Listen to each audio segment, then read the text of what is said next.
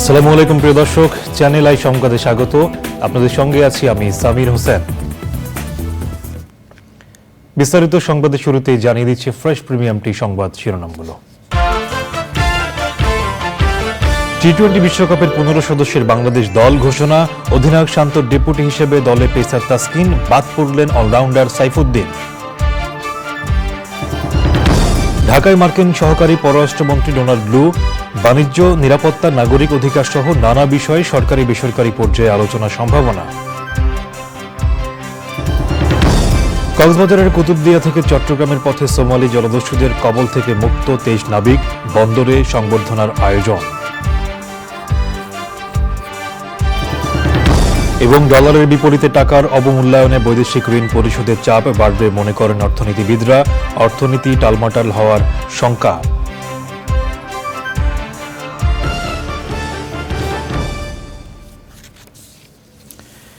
সংবাদ শিরোনামগুলো জানাচ্ছিলাম। এখনকার এই সংবাদ আয়োজন একই সঙ্গে চ্যানেল আইর ইউটিউব চ্যানেলে এবং চ্যানেল আইর ওটিটি প্ল্যাটফর্ম আই স্ক্রিনে লাইভ স্ট্রিম হচ্ছে। এবার বিস্তারিত। সব শঙ্কা আর উত্তেজনা কাটিয়ে আসন্ন যুক্তরাষ্ট্র সফর ও টি-20 বিশ্বকাপ ক্রিকেটের জন্য বাংলাদেশ দল ঘোষণা করা হয়েছে। ইনজুরিতে ভোগা পেসার তাসকিন আহমেদ আছেন দলে, তাকে সহ অধিনায়ক হিসেবে দলে নেওয়া হয়েছে। দুপুরে হোম অফ ক্রিকেটে বিসিবির প্রধান নির্বাচক টাইগার স্কোয়াড ঘোষণা করেন। অলরাউন্ডার মোহাম্মদ সাইফুদ্দিনকে নেওয়া হয়নি দলে। নাজমুল হোসেন শান্তকে অধিনায়ক করে গড়া দলে অলরাউন্ডার সাকিব আল হাসান, লিটন দাস, মোস্তাফিজ ও মাহমুদুল্লাহ রিয়াদ সহ সব তারকাই আছেন। 15 জনের মূল স্কোয়াড ছাড়াও ট্রাভেলিং রিজার্ভ হিসেবে আছেন পেসার হাসান মাহমুদ ও অলরাউন্ডার আফিফ হোসেন ধ্রুব। সহ অধিনায়ক তাসকিন যুক্তরাষ্ট্রের বিপক্ষে দ্বিপাক্ষিক সিরিজে বিশ্রামে থাকলেও বিশ্বকাপের শুরু থেকে খেলতে পারবেন বলে আশা করছেন প্রধান নির্বাচক লিপু। গ্রুপ পর্ব উতরে বাংলাদেশ দল বিশ্বকাপে সুপার 8 রাউন্ড খেলার লক্ষ্য নিয়ে যাচ্ছে বলে জানিয়েছেন তিনি।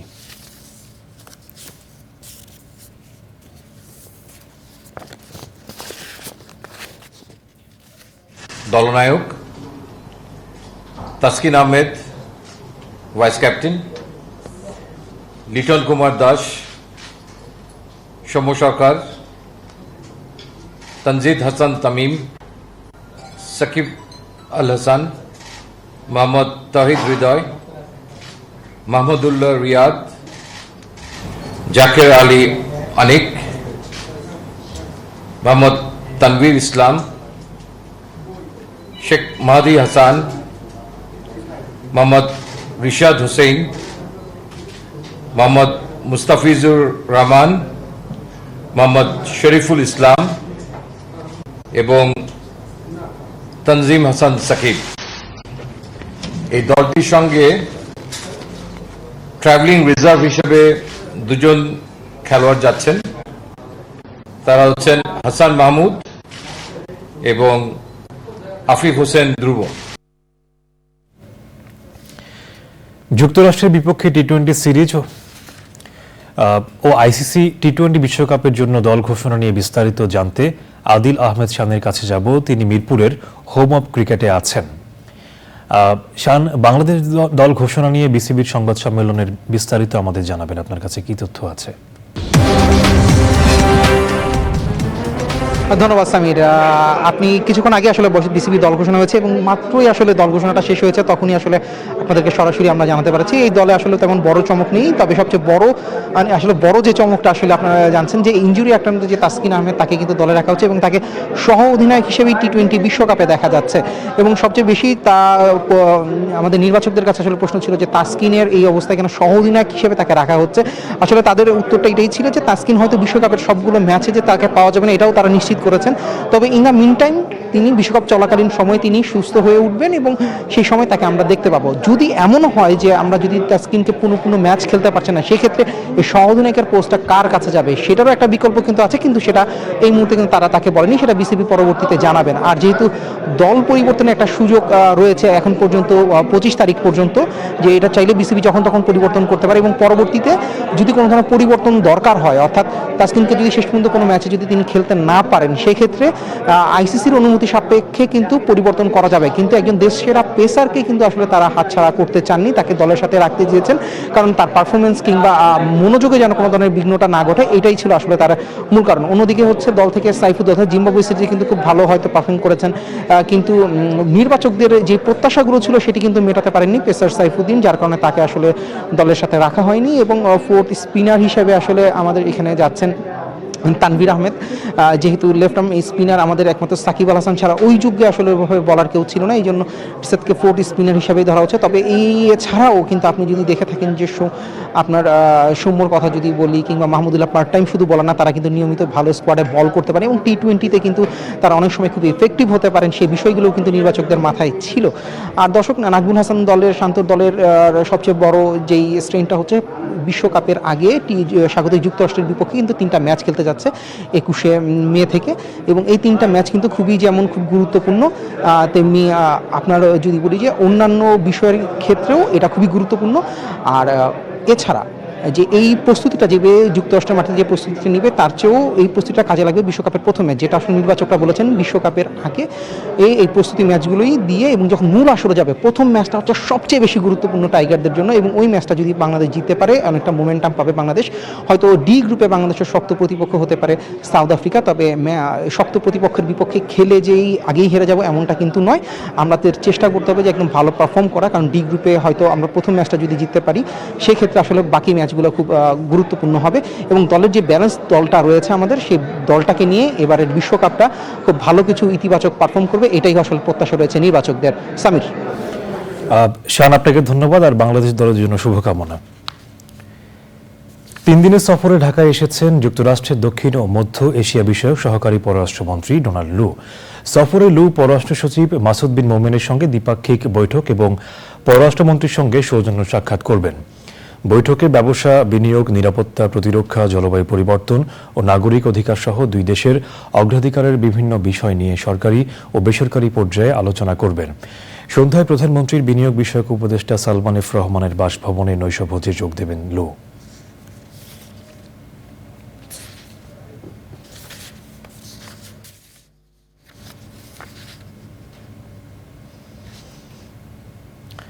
সোমালি জলদস্যুদের হাত থেকে মুক্তি পাওয়া জাহাজ এমভি আবদুল্লাহর নাবিকদের আজ বিকেলে চট্টগ্রাম বন্দরে আনা হবে।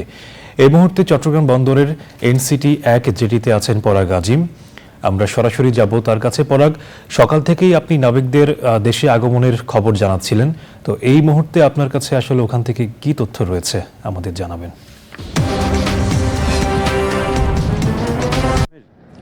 সামির, আমি আগে বলেছি যে কুতুবদিয়া থেকে 23 জন নাবিককে নিয়ে যে লাইটারের জাহাজ এমভি জাহানমণি 3 11টার কিছুক্ষণ পরে রওনা দিয়েছেন চট্টগ্রাম বন্দরের উদ্দেশ্যে, এবং আমরা কিছুক্ষণ আগে যে খবর নিয়েছি তাতে অনুমান করা যায় যে কিছুক্ষণের মধ্যেই, অর্থাৎ 2:30 থেকে 3টার মধ্যেই এই এমভি জাহানমণি 3 চট্টগ্রাম বন্দরের যে আমি যেখানে দাঁড়িয়ে আছি NCT-1 জেটি সেখানে নোঙর করবে। এবং আপনি দেখতে পাচ্ছেন যে এখানে তাদেরকে সংবর্ধনা দেওয়া হবে, আমি সেটাও আগে জানিয়েছি, সংবর্ধনা স্থল এটি।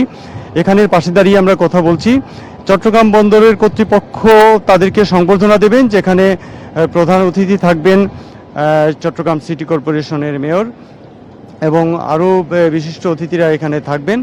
তো তারা এখানে উপস্থিত হওয়ার পরে আমরা চেষ্টা করব তাদের সঙ্গে কথা বলার জন্য। হয়তো তারা নিজেরাও এই সংবর্ধনা স্থল যেখানে আয়োজন করা হয়েছে সেখানে হয়তো তারাও কথা বলবেন আনুষ্ঠানিকভাবে। আর তাদের আত্মীয় স্বজন আসার কথা রয়েছে, এখনও আসেনি। তাদের আত্মীয় স্বজন আসলে আমরা তাদের সঙ্গে কথা বলার চেষ্টা করব, তাদের অনুভূতি জানার চেষ্টা করব, এবং নির্ভীক যে নাবিকরা আছেন তাদের কথা আমরা অবশ্যই জানার চেষ্টা করব, তাদের সঙ্গে কথা বলার চেষ্টা করব। সামিট। পরাগ, আপনাকে ধন্যবাদ আমাদের সঙ্গে যুক্ত হয়ে তথ্যগুলো জানিয়ে দেওয়ার জন্য। ডলারের বিপরীতে টাকার অবমূল্যায়নে বৈদেশিক ঋণের ওপর চাপ বাড়বে বলে জানিয়েছেন অর্থনীতিবিদরা। এই অবস্থায় রপ্তানি ও রেমিটেন্স প্রবাহ বাড়ানো গেলে কিছুটা হলেও এ ধাক্কা কাটিয়ে উঠতে পারে। তা না হলে আগামী বছর থেকে ঋণ পরিশোধের চাপে টালমাটাল হতে পারে দেশের অর্থনীতি। বিস্তারিত তাফিমুল ইসলাম সুজনের রিপোর্টে। গত কয়েক বছরে উন্নয়ন প্রকল্প যেমন বেড়েছে, সেই সঙ্গে বেড়েছে বৈদেশিক ঋণের পরিমাণ। বাংলাদেশ ব্যাংকের পরিসংখ্যান বলছে গত ডিসেম্বর পর্যন্ত এই ঋণ 10,000 কোটি ডলার ছাড়িয়েছে। মার্কিন ডলারের বিপরীতে টাকার অবমূল্যায়নে বৈদেশিক ঋণের সুদ আসল পরিশোধে আগের চেয়ে বেশি অর্থ ব্যয় করতে হবে সরকারকে। ইআরডির হিসাবে গত 9 মাসে 257 কোটি ডলার বৈদেশিক ঋণ পরিশোধ করেছে সরকার, যা টাকার হিসাবে 28,281 কোটি টাকা। টাকার অবমূল্যায়নে আগামী অর্থবছরে সমপরিমাণ ডলারের ঋণ পরিশোধে 2,000 কোটি টাকার বেশি ব্যয় করতে হবে। দায়ভার কিন্তু বৈদেশিক দেনা পরিশোধের বাড়ছে। এটা আমাদের 7-8 বছর আগেও এটা 2-2.5 বিলিয়ন ডলার ছিল, এখন এটা 5 বিলিয়ন ডলারের কাছাকাছি যাচ্ছে এবং আরও বাড়বে। রূপপুরেরটা তো আমাদের আগামী বছর থেকে এটার দায় পরিশোধ শুরু হবে। এটা 2016 সালে ছিল, গ্রেস পিরিয়ড ছিল 10 বছর। এই বিষয়গুলো আমাদেরকে তো এরকম একটা অবস্থায় কিন্তু আমাদের এই বৈদেশিক যে রিজার্ভ, এই রিজার্ভটাকে আবার আগের জায়গায় নিয়ে আসাটা খুবই গুরুত্বপূর্ণ। দেশের অর্থনীতির স্বার্থে রপ্তানি ও রেমিটেন্স বাড়ানো সহ সরকারকে বেশ কিছু পদক্ষেপ গ্রহণের পরামর্শ দিয়েছেন অর্থনীতিবিদরা। আমাদের সামনে এলডিসি গ্র্যাজুয়েশনও আসছে 2026-এর পরে। তো এরকম একটা অবস্থা, আমাদের নতুন নতুন বাজার অনুসন্ধান, নতুন বাজারে যেতে হলে আমাদের নতুন প্রোডাক্ট লাগবে। এখন আমাদের যেটা দরকার হবে, আমাদের স্পেশাল ইকোনমিক জোনগুলোকে কাজে লাগানো। আমাদের এখন যে অবকাঠামোগুলি হয়েছে, এই অবকাঠামোগুলির সুযোগ সুবিধাটা নিয়ে আমাদের এই অবকাঠামো কানেক্টিভিটি, আমাদের বিনিয়োগ কানেক্টিভিটি আর বাণিজ্য কানেক্টিভিটি, এই তিনটার মধ্যে আমরা যদি সংশ্লেষ ভালোভাবে করতে পারি, তাহলে আমরা আমাদের তুলনামূলক সুবিধাকে আমরা প্রতিযোগিতা সক্ষমতায় আমরা উত্তরণ করতে পারবো। আগামীতে অপ্রয়োজনীয় প্রকল্প বাদ দেওয়ার পাশাপাশি প্রকল্প ব্যয় কমানো ও অর্থ পাচার রোধের পরামর্শ দিয়েছেন অর্থনীতিবিদরা। অর্থনীতিবিদরা বলছেন ডলারের এই মূল্যবৃদ্ধিতে চাপ পড়বে দেশের অর্থনীতির উপর, যার প্রভাব পড়বে সাধারণ মানুষের উপর। আর এই সিদ্ধান্ত অনেক আগে নেওয়া উচিত ছিল বলে মনে করেন অনেক অর্থনীতিবিদ। তাফহিমুল ইসলাম সুজন, চ্যানেল আই, ঢাকা। আওয়ামী লীগ সাধারণ সম্পাদক ওবায়দুল কাদের বলেছেন, বাংলাদেশ যুক্তরাষ্ট্রের নিষেধাজ্ঞা বা ভিসা নীতিকে পরোয়া করে না। সচিবালয়ে সমসাময়িক বিভিন্ন প্রসঙ্গে কথা বলার সময় মন্ত্রী বলেন, উপরে উপরে বিএনপি যুক্তরাষ্ট্রকে পাত্তা দেয় না বললেও আড়ালে কি করে তা তারাই ভালো জানে। ওদিকে বস্ত্র ও পাট মন্ত্রী জাহাঙ্গীর কবির নানক জানিয়েছেন, সরকারের সাথে সম্পর্ক আরও ঘনিষ্ঠ করতেই ডোনাল্ড লু বাংলাদেশে এসেছেন। দেশের তিনি পররাষ্ট্রমন্ত্রীও, একজন সহকারী পররাষ্ট্রমন্ত্রী, তাকে নিয়ে বাংলাদেশ এত মাতামতি করবে? তার প্রয়োজনে সে আসছে, তাদের এজেন্ডা আছে এখানে। সম্পর্ক যখন তাকে সম্পর্কের বিভিন্ন বিষয় নিয়ে আলাপ আলোচনা থাকে।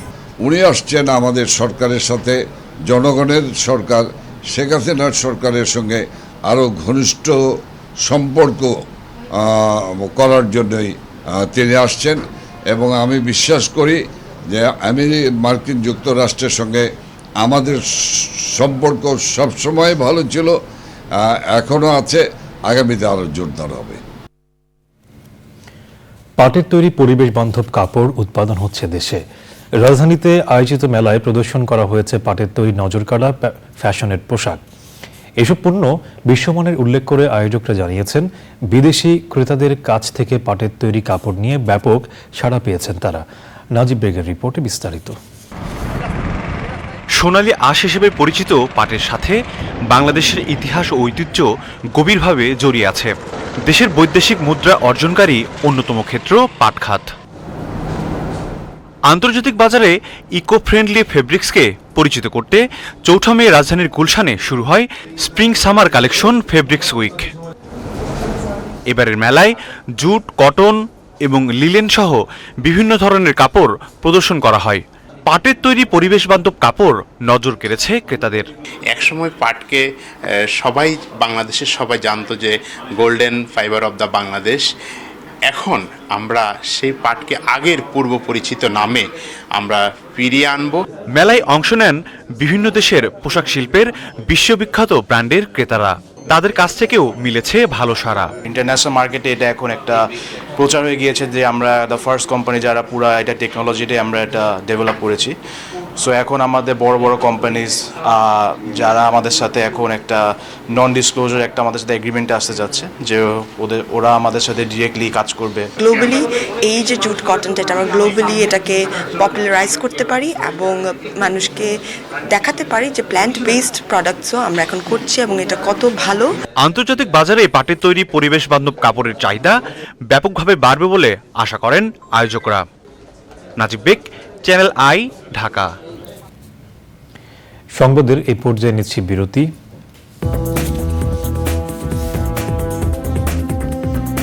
বিরতির পর আবারও আমন্ত্রণ। গাজায় ইসরায়েলি বিমান হামলায় 14 ফিলিস্তিনি নিহত হয়েছে, আহত হয়েছে বেশ কয়েকজন। মধ্য গাজার নুসাইরাত শরণার্থী শিবিরে একটি 3তলা ভবনে বিমান হামলা চালালে এই হতাহতের ঘটনা ঘটে। গাজায় জাতিসংঘের বিদেশি কর্মকর্তাকে হত্যার নিন্দা জানিয়ে পূর্ণাঙ্গ তদন্তের দাবি জানিয়েছেন জাতিসংঘের মহাসচিব অ্যান্তোনিও গুতেরেস। জাতিসংঘ লেখা একটি গাড়িতে ইসরায়েলি বাহিনী হামলা চালালে ওই কর্মকর্তা নিহত হন, তবে তিনি কোন দেশের নাগরিক তা জানায়নি জাতিসংঘ। এদিকে রাফায় স্থল অভিযানের আগে ইসরায়েলের সেনাবাহিনীর প্রধান হার্জি হালেভির সঙ্গে বৈঠক করেছেন যুক্তরাষ্ট্রের সেন্ট্রাল কমান্ডের প্রধান মিশেল এরিক কুরিল্লা। যুক্তরাষ্ট্রের জাতীয় নিরাপত্তা উপদেষ্টা জ্যাক সুলিভান বলেছেন, গাজায় ইসরায়েলি হত্যাযজ্ঞকে গণহত্যা মনে করে না বাইডেন প্রশাসন। হোয়াইট হাউসে সাংবাদিকদের সঙ্গে আলাপকালে সুলিভান বলেন, যুক্তরাষ্ট্র হামাসের পতন দেখতে চায়। ভারতের মুম্বাইয়ে ধূলিঝড়ে ভেঙে পড়া বিলবোর্ডের চাপায় কমপক্ষে 14 জন নিহত হয়েছেন। সোমবার রাতের এই ঘটনায় আহত হয়েছেন অন্তত 70 জন। ভারতীয় বিভিন্ন গণমাধ্যম জানিয়েছে, একটি পেট্রোল পাম্পের উল্টো দিকে থাকা 100 ফুট দীর্ঘ বিলবোর্ডটির ধূলিঝড়ে হঠাৎ ভেঙে যায়। এতে পাম্পে থাকা কয়েকটি গাড়ি চাপা পড়ে। পুলিশ বলছে, ন্যাশনাল ডিজাস্টার রেসপন্স টিম ঘটনাস্থলে কাজ করছে। ভেঙে পড়া বিলবোর্ডের নিচ থেকে জীবিতদের উদ্ধারের চেষ্টা করছেন তারা। বিলবোর্ড স্থাপনকারী প্রতিষ্ঠান ইগো মিডিয়ার মালিক এবং এই ঘটনায় জড়িত অন্যদের বিরুদ্ধে মামলা করেছে মুম্বাই পুলিশ। কোনো অনুমতিপত্র দেখাতে না পারায় শহরের বিভিন্ন জায়গায় প্রতিষ্ঠানটির স্থাপিত অন্য বিলবোর্ডও অপসারণের নির্দেশ দেওয়া হয়েছে। ধূলিঝড়ে মুম্বাইয়ে অনেক গাছ ও বিদ্যুতের খুঁটিও উপড়ে গেছে। ব্যাহত হচ্ছে রেল ও মেট্রো চলাচল। যুক্তরাষ্ট্রসহ ইউরোপের বিভিন্ন দেশের কাছে ওয়ান্টেড তালিকাভুক্ত মানব পাচারকারী বারজান মাজিদকে গ্রেফতার করা হয়েছে। রোববার সকালে ইরাকের কুর্দিস্তান থেকে তাকে গ্রেফতার করা হয়েছে। বারজান মাজিদকে নিয়ে সম্প্রতি বিবিসি একটি অনুসন্ধানী প্রতিবেদন করে। এতে বলা হয়, কয়েক বছর ধরে তিনি এবং তার চক্রটি ইংলিশ চ্যানেলের নৌকা ও লরি দিয়ে মানব পাচার ব্যবসার সাথে জড়িত ছিলেন। তিনি স্করপিয়ন নামেও পরিচিত। বারজান মাজিদের বিরুদ্ধে কয়েক হাজার অভিবাসীকে ইংলিশ চ্যানেল পার করানোর অভিযোগ রয়েছে। যুক্তরাজ্য সহ বেশ কয়েকটি দেশের পুলিশের ওয়ান্টেড তালিকায় বারজানের নাম রয়েছে। যুক্তরাজ্যের ন্যাশনাল ক্রাইম এজেন্সি এনসিএ বারজানের গ্রেফতার হওয়ার বিষয়টি নিশ্চিত করেছে। এবারে নিটল টাটা কৃষি সংবাদ।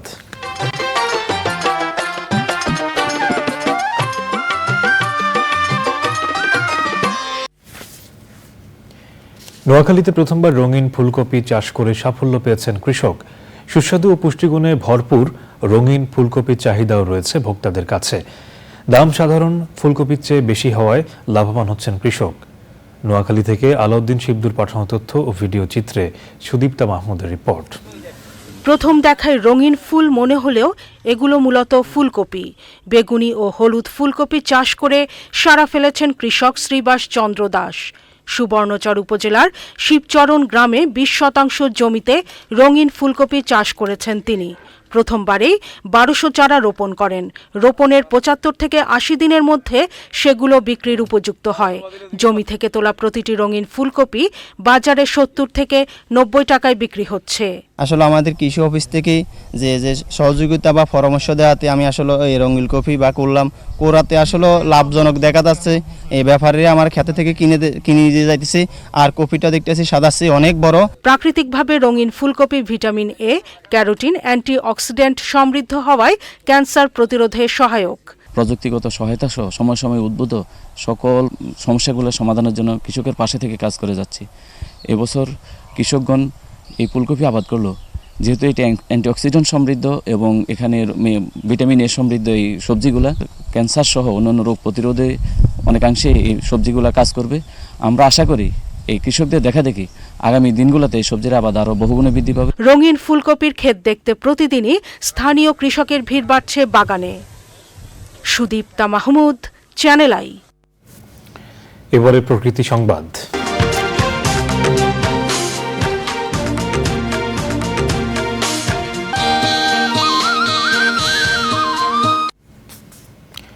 কক্সবাজারের পেকুয়ায় টৈটং মধুখালী এলাকায় সংরক্ষিত বনাঞ্চল থেকে উত্তোলিত 4 লাখ ঘনফুট বালু বনের ভেতর মিশিয়ে দেওয়ার আদেশের সকল কার্যক্রম স্থগিত করেছেন আদালত। বনের বাস্তুতন্ত্র ও জীববৈচিত্র্য রক্ষায় পূর্বের আদেশ বহাল রাখার দাবি জানিয়েছেন পরিবেশবাদীরা। সারোয়ার আজম মানিকের তথ্য, ভিডিও চিত্রে সাবরিনা হাসানের রিপোর্ট।